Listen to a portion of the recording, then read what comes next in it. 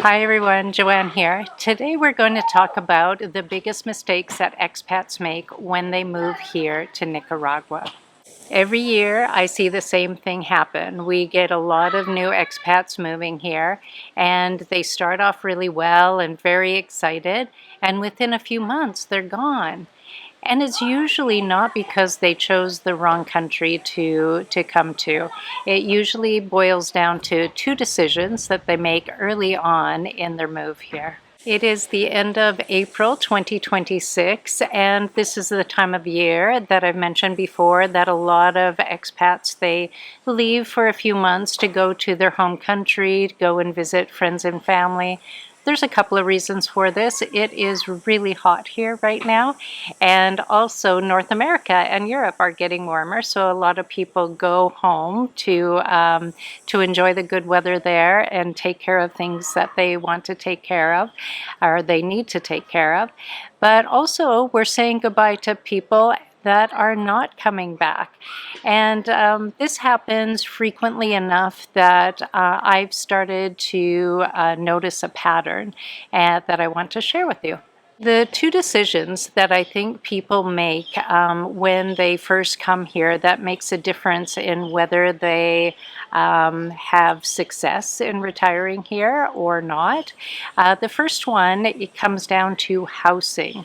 So Nicaragua is known for being very inexpensive. But what I find is that when people come here from North America or Europe, they try to find the least expensive place that they can find. But here's the thing, many of those same people, they would never choose that level of comfort in their home country. They come here and at first it feels fine. It might even feel charming or a little different or exciting, but all of that starts to wear off after a while. Now it's too hot at night, it's noisy, it's uncomfortable, and when your life becomes uncomfortable, then everything else seems to feel more difficult. And over time, that turns into frustration. Not because Nicaragua is not a great place to live. It is because they didn't take the time to set themselves up to have a good life here. So I have some advice. My advice is very simple. Know yourself. When you move to another country, make a list of your non-negotiables. If you are used to having a climate-controlled home, then that needs to be on the list. If you're used to quiet spaces, then that needs to be on your list. Hot water as well. Have a list of those non-negotiables, because if you're going to move all the way here, you really want to set yourself up in a place that you can really enjoy life from. Don't convince yourself that just because you move countries you can do without those things. Actually, it's quite the opposite. Make sure that you find a spot that you are very comfortable from, that you can enjoy your life, your retiree life from. You do not need to go luxury, but you do need a space that feels comfortable. Because if your day-to-day life does not feel comfortable, everything else starts to feel hard. To me, when I see someone come here and choose a home that feels very temporary, it tells me one thing, that they haven't fully committed to being here full-time. The second pattern or telltale sign that I notice has to do with people's social life. Here in San Juan del Sur, there are a multitude of ways to meet people. There's a very active social scene for lots of different age groups, people who are single, people who have families. There are a lot of sporting events here. There are Facebook groups that you can find out about different events and activities, and they happen all year round. Most people meet a group of people very shortly after arriving here, which is great, but here's where it can go wrong.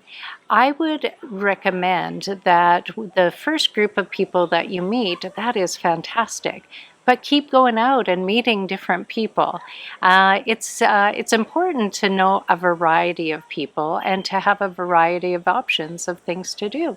The people that tend to glom on to that initial group of friends that they make when they first arrive, their world becomes a little smaller and it gets a little bit limited.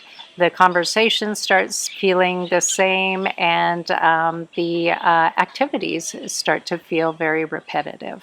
What I have found and what I have done is completely the opposite of that. I have made a point to go out and meet people in different ways. I have created a couple of different book clubs. I, at one time, had a hiking club. Now, none of those exist today, but that's not really the point. The point was to go out and meet people and meet different people. And I have a whole host of other things, and of course, pickleball is kind of the ground zero for my social life at this time. But yeah, I went out there and I put myself out there, and I met a lot of different people. The point of starting different activities and clubs is not so that they last for a long time. It is about building community and having a wider network of friends to call on and to have different activities, but most of all for building roots in the community, because I want to live here for a very long time, and I want to know as many people as possible, and I want to know as much about the community as I can. However, if one makes a decision to keep their group very small, their friend group very small, then their world starts to seem very small, and it gets easier to feel isolated, and it's also easier to leave. Over time, those are the two things that I think causes people to come here in a temporary way. One is finding a temporary place to live and not fully committing. And two, keeping a very small circle of friends. And here's the thing, the ones who stay, they're not the ones that focus on just getting here. They're the ones that arrive here. They create a life that feels good to live. So if you are thinking of coming here to Nicaragua, to making that big move, don't just focus on getting here. Focus on setting up a life that will make you want to stay. That's it for this one. I will see you on the next one.